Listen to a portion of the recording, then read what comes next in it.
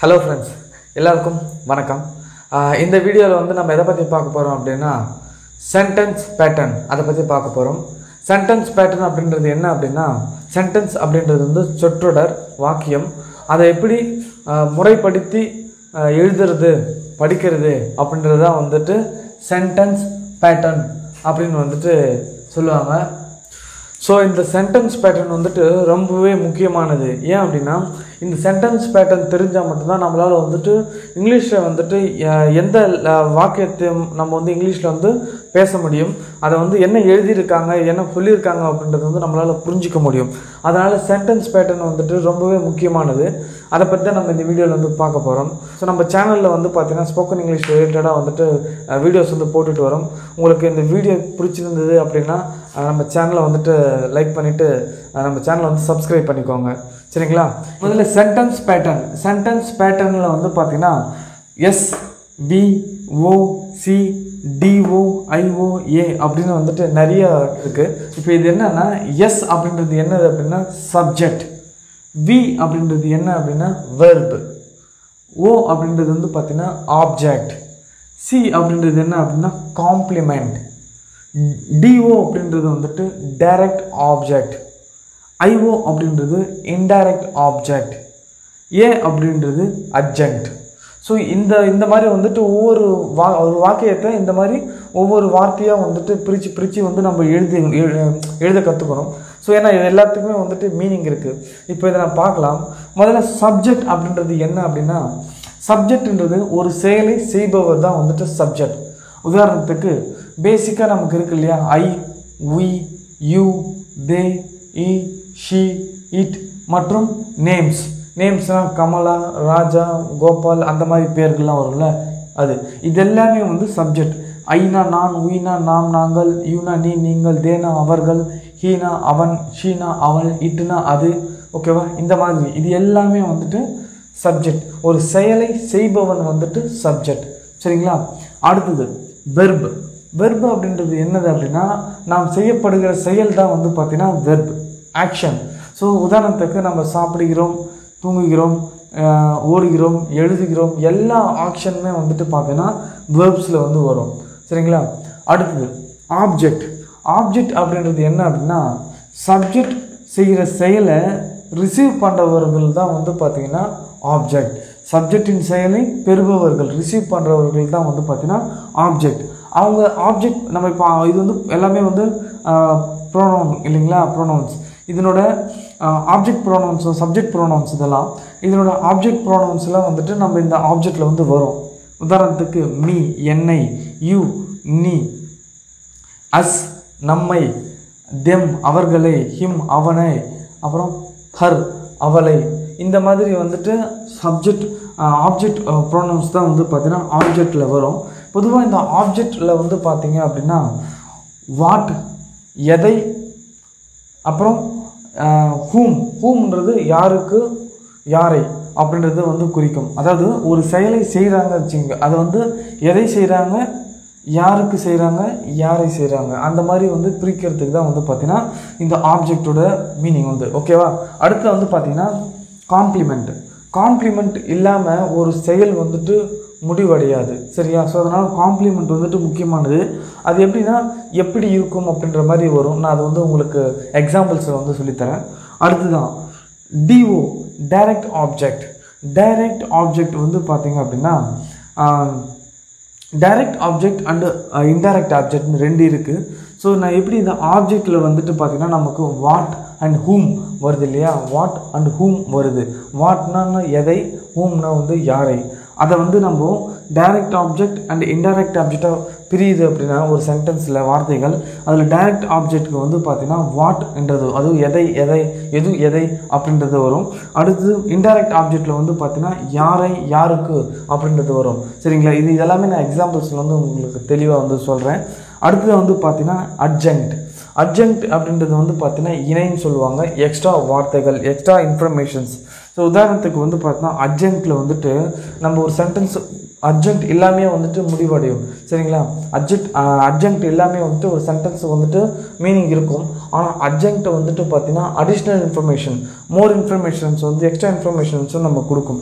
உதாரணத்துக்கு எங்கே, எப்படி, எப்பொழுது, அப்புறம் ஏன், அந்த மாதிரி விடைகளுக்கு வந்து ஆன்சர்ஸ் வந்துட்டு இந்த அர்ஜென்ட்டில் வந்து வரும் ஒரு சென்டென்ஸில்.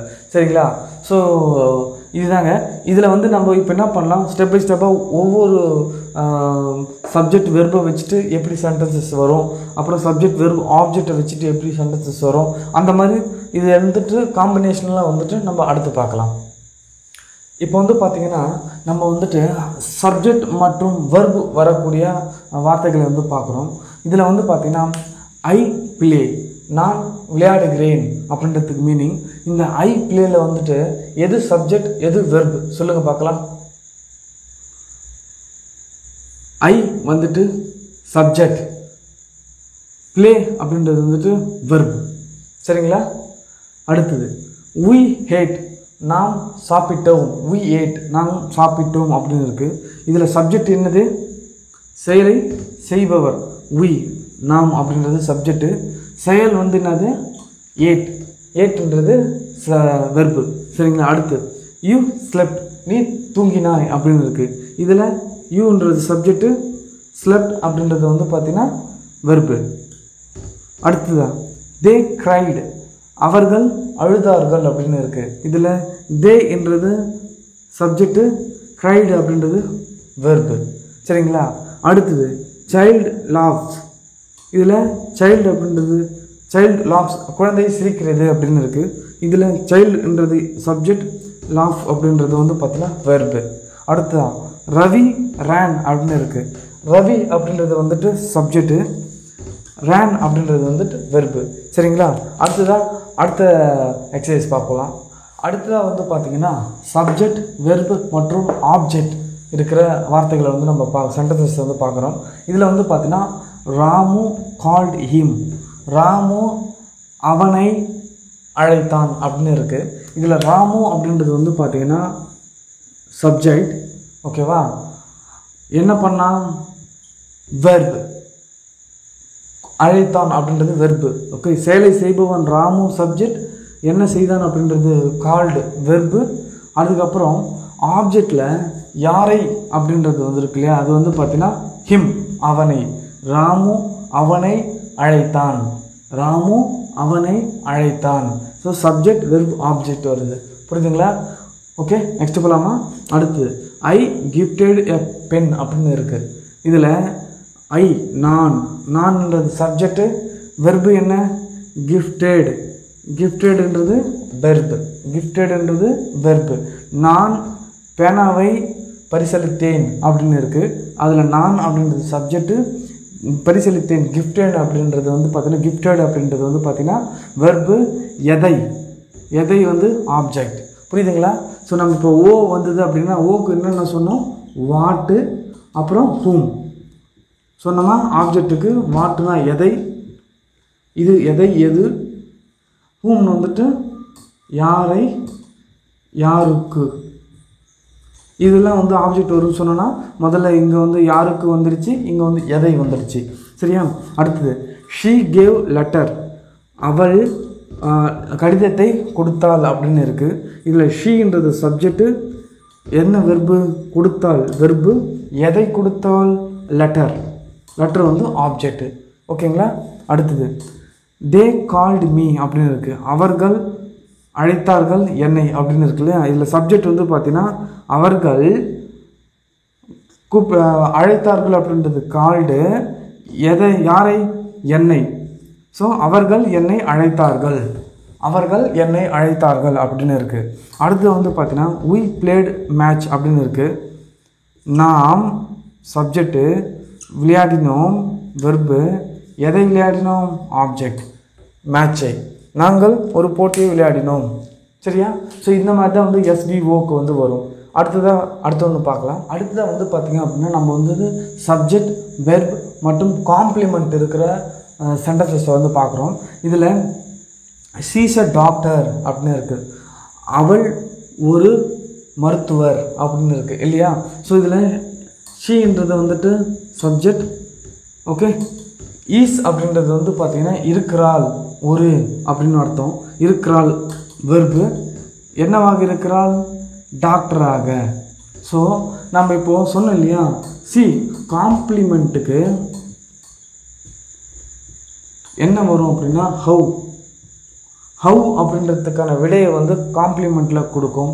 உதாரணத்துக்கு எல்லா ப்ரொஃபஷ்னல் எல்லா தொழில்களுடைய வார்த்தைகளுமே வந்து பார்த்திங்கன்னா காம்ப்ளிமெண்ட்டில் தான் வரும். சரி, அந்த காம்ப்ளிமெண்ட் இல்லாமல் வந்துட்டு ஒரு செயல் வந்து முடிவடையாது. உதாரணத்துக்கு ஷீ இஸ் அப்படின்னா அவள் இருக்கிறாள், அதோட முடியுது. ஆனால் என்னவாக இருக்கிறாள் அப்படின்றது வந்து பார்த்திங்கன்னா என்னவாக இருக்கிறாள்? டாக்டராக இருக்கிறாள் அப்படின்னு சொன்னால் தான் இந்த சென்டென்சஸ் வந்துட்டு கம்ப்ளீட் ஆகுது, அந்த வாக்கியமே வந்துட்டு நிறைவு பெறுகிறது. அடுத்துதான் ரவி இஸ் அன் இன்ஜினியர் அப்படின்னு இருக்குது.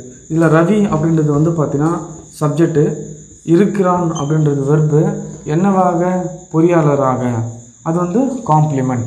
அடுத்தது தே ஆர் டீச்சர் அப்படின்னா சப்ஜெக்டு, வெர்பு, காம்ப்ளிமெண்ட். ஓகே, அவர்கள் ஆசிரியர்களாக இருக்கிறார்கள் அப்படின்னு அர்த்தம். பாபு இஸ் ஸ்மார்ட் அப்படின்னா பாபு சப்ஜெக்டு, இருக்கிறான், என்னவாக? புத்திசாலியாக, திறமைசாலியாக இருக்கிறான். ஸோ இது வந்து பார்த்திங்கன்னா காம்ப்ளிமெண்ட்டில் இருக்கும், என்னவாக. ஸோ அவுன்றது வந்துட்டு என்னவாக அப்படின்றத நம்ம இந்த இடத்துல எடுத்துக்கணும். அடுத்தது ஐ எம் அ ஸ்டூடெண்ட் அப்படின்னு இருக்குது. ஐ அப்படின்னா சப்ஜெக்டு, ஆம் அப்படின்றது வெர்பு, என்னவாக? நான் வந்துட்டு மாணவராக இருக்கிறேன் அப்படின்றதுக்கான அர்த்தம். ஸோ இப்போ இந்த எஸ்பிசியில் வந்து பார்த்திங்க அப்படின்னா நம்ம என்னவாக இருக்கிறார் ஒருவர் அப்படின்றத வந்து குறிக்கிறதுக்கு இந்த எஸ்பிசி வந்து சி வந்துட்டு நம்ம யூஸ் பண்ணோம், காம்ப்ளிமெண்ட் வந்து நம்ம யூஸ் பண்ணோம். சரிங்களா? அடுத்தது பார்க்கலாம்.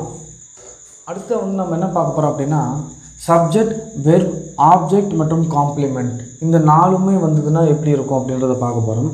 உதாரணத்துக்கு ஐ பெயிண்டட் எ கார் ப்ளூ அப்படின்னு இருக்குது. இதில்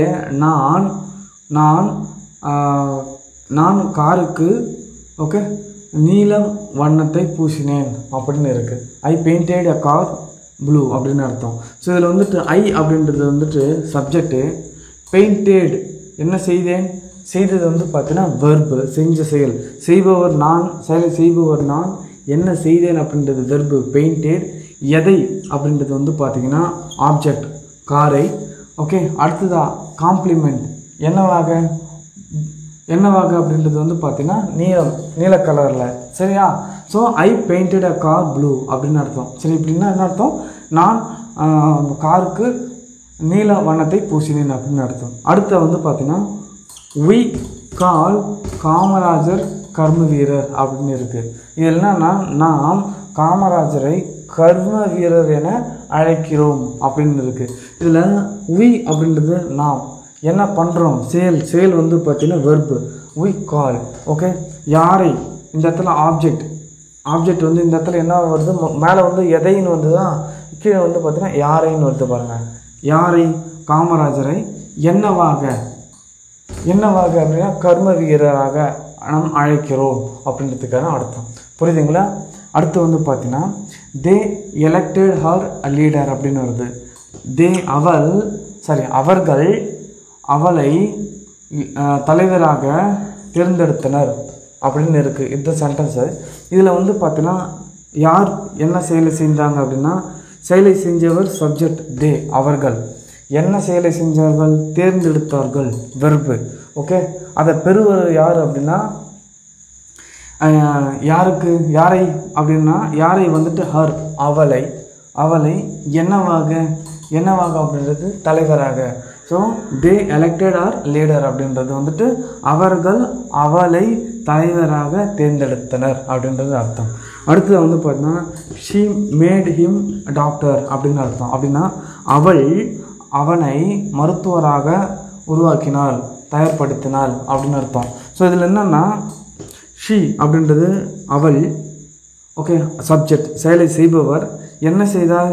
உருவாக்கினார். ஓகேவா? யாரை? அவனை என்னவாக? மருத்துவராக. ஸோ இந்த மாதிரி வந்துட்டு வரும். சரிங்களா? அடுத்ததை வந்துட்டு நெக்ஸ்ட்டு பார்க்கலாம். அடுத்த வந்து பார்த்திங்க அப்படின்னா சப்ஜெக்ட், வெர்பு, இன்டைரக்ட் ஆப்ஜெக்ட் மற்றும் டைரக்ட் ஆப்ஜெக்ட் அதனுடைய வார்த்தைகளில் வந்து பார்க்க போகிறோம். இதில் இன்டைரக்ட் ஆப்ஜெக்ட் ஐஓ அப்படின்னு இருக்கு இல்லையா, இந்த இன்டைரக்ட் ஆப்ஜெக்டில் வந்து பார்த்தீங்க அப்படின்னா எல்லாமே லிவிங் திங்ஸாக இருக்கும். ஓகே, உயிருள்ள பொருட்கள், உயிருள்ள ஆட்கள், லிவிங் திங்ஸாக இருக்கும். டைரக்ட் ஆப்ஜெக்டில் வந்து பார்த்திங்கன்னா எல்லாமே உயிரற்ற திங்ஸாக இருக்கும்.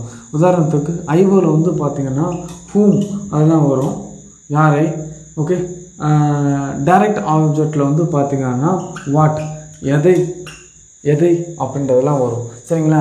ஸோ உதாரணத்துக்கு வந்து பார்த்திங்கன்னா my father presented me a watch அப்படின்னு இருக்குது. இதில் என்னுடைய ஃபாதர் அப்படின்றது என்னுடைய ஃபாதர், சரி, என்னுடைய அப்பா எனக்கு கடிகாரத்தை, கை கடிகாரத்தை பரிசளித்தார் அப்படின்றதுக்கான அர்த்தம் இது. இதில் மை ஃபாதர் அப்படின்றது சப்ஜெக்டு, செயல் என்ன அப்படின்னா ப்ரெசன்டட் வெர்பு.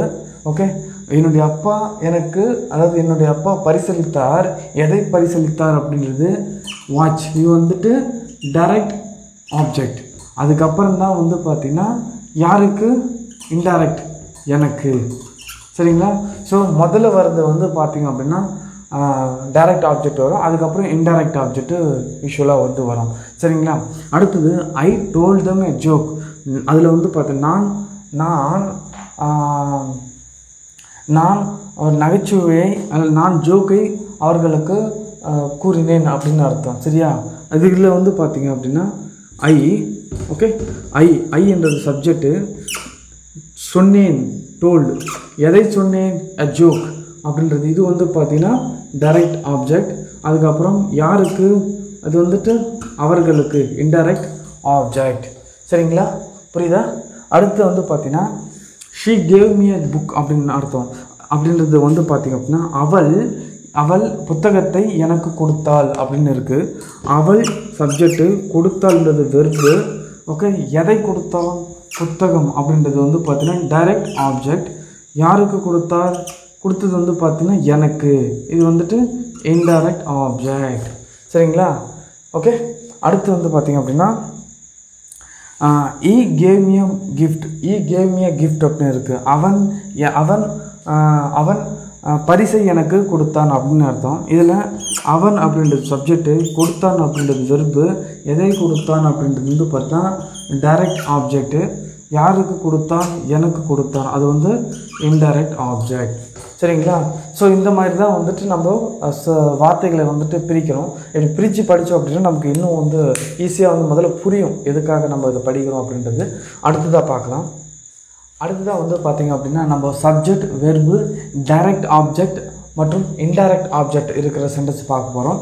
இதில் she gave money to the poor அப்படின்னு இருக்குது. அப்படின்னா அவள் ஏழைகளுக்கு பணத்தை கொடுத்தாள் அப்படின்னு இருக்குது. இதில் நம்ம என்ன சொல்ல போகிறோம் அப்படின்னா சப்ஜெக்ட் அப்படின்றது என்னது, இதில் ஷீ அப்படின்றது தான் வந்து சப்ஜெக்ட். சரியா?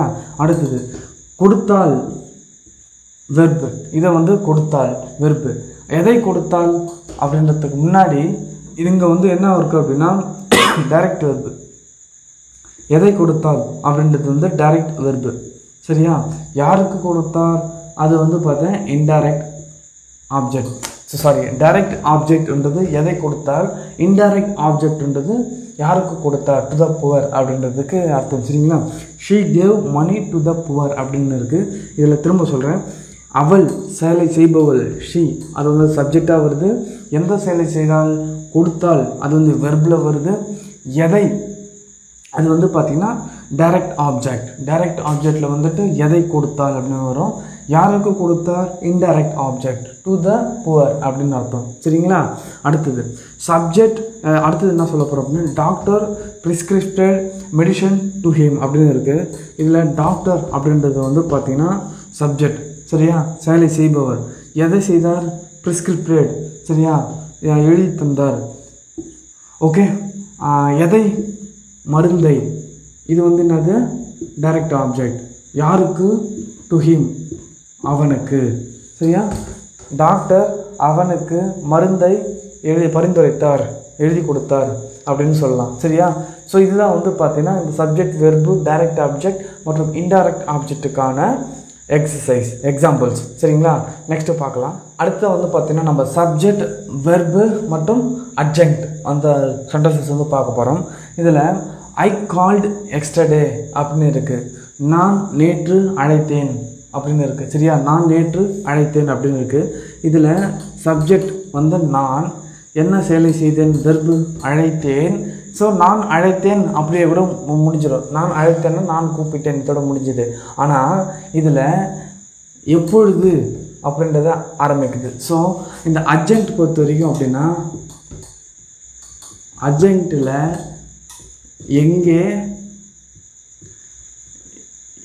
எங்கே எப்பொழுது ஏன் அப்புறம் எப்படி இந்த எல்லாத்துக்குமே வந்து விடை வந்து பார்த்திங்க அப்படின்னா இந்த அர்ஜென்ட் வர இடத்துல அதனோட விடை வந்து இருக்கும். சரியா, ஸோ இப்போது ஐ கால்டு நான் அழைத்தேன் எப்பொழுது அப்படின்ற இடத்துல வந்து பார்த்திங்கன்னா எஸ்டர்டே வருது. ஸோ இதுதான் வந்து நம்ம அர்ஜென்ட். இது வந்து எக்ஸ்ட்ரா வேர்ட்ஸ், எக்ஸ்ட்ரா இன்ஃபர்மேஷன்ஸ் அப்படின்னு சொல்லுது.